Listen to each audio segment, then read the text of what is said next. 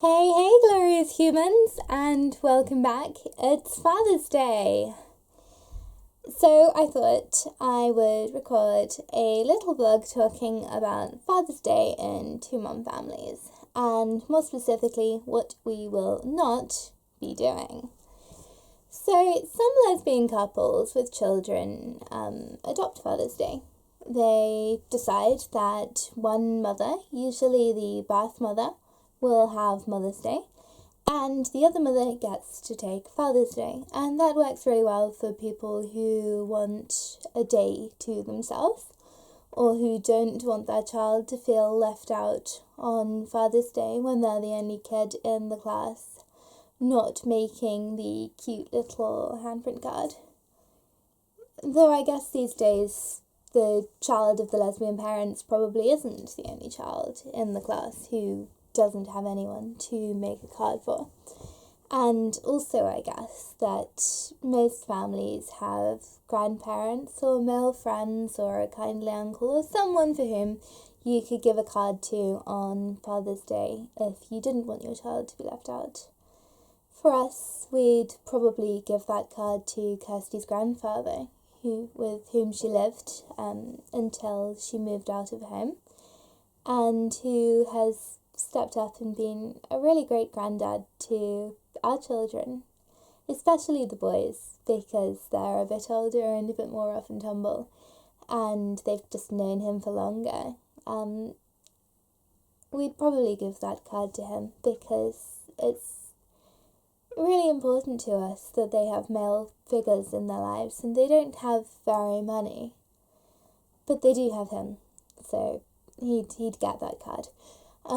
As you may have gathered, we do not celebrate Father's Day in this family, and that's because neither of us are fathers. We're mothers, so we celebrate Mother's Day, and that works out really well for us because we share pretty much everything anyway, and we don't mind sharing our special day.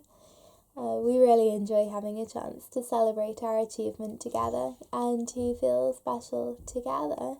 I feel like I'm going to sneeze, so if I sneeze, please excuse me, bless me in advance, etc., etc.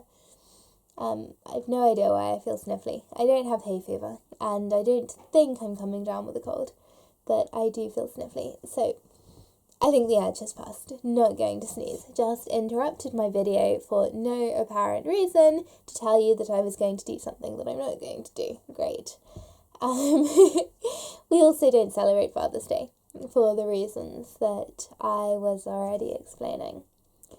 And for me, I'm not sure I have much sympathy with the I don't want my children to miss out on this special occasion argument, because they miss out on a lot of special occasions. They don't celebrate religious occasions that belong to religions that we don't observe.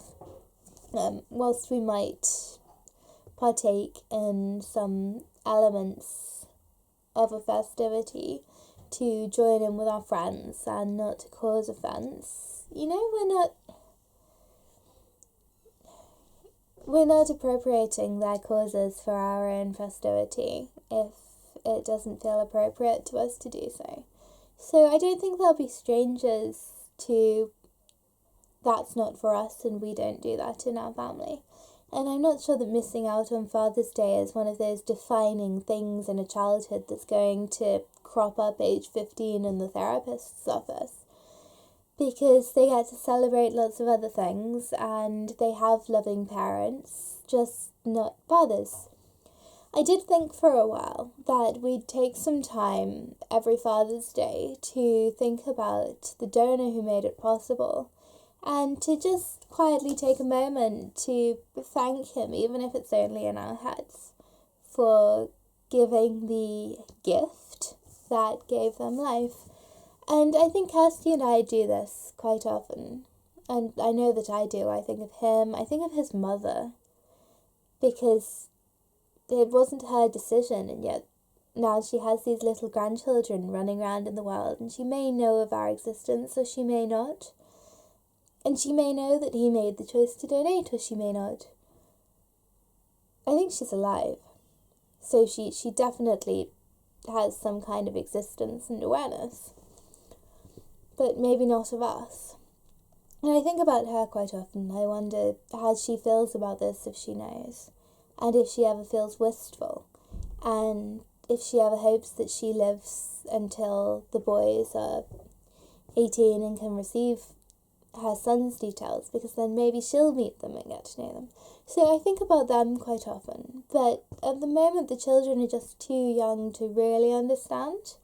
I do plan to tell them that they're donor conceived because, kind of pretty obvious. But I don't know whether now is the right time, because I don't think they really understand it yet. I think in the next year or so we'll start to introduce the conversation. But anyway, it means we haven't brought it up today.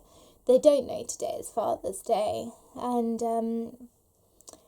it's just kind of how it is. We're not celebrating it as anything but a completely ordinary day.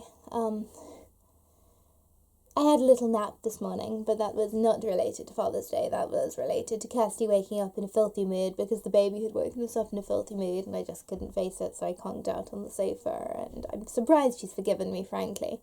And my mother's coming over soon, and then I think we're going to go and take a picnic this evening, have a little picnic dinner at my favourite clearing in the woods, and get some photos of some clothing we've been sent to review by a brand called Little Green Radicals, and just kind of casually enjoy the day as an ordinary, enjoyable Sunday where I get to be home with my babies.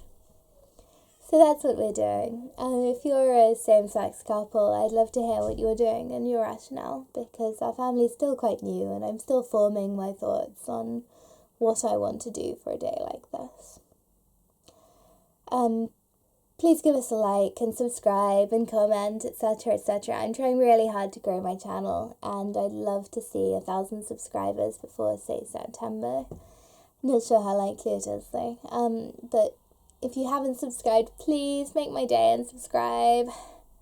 And check back for a kids' clothing haul in the week. And I think I'm going to be talking about gender-neutral parenting and a few other things over the upcoming weeks as well.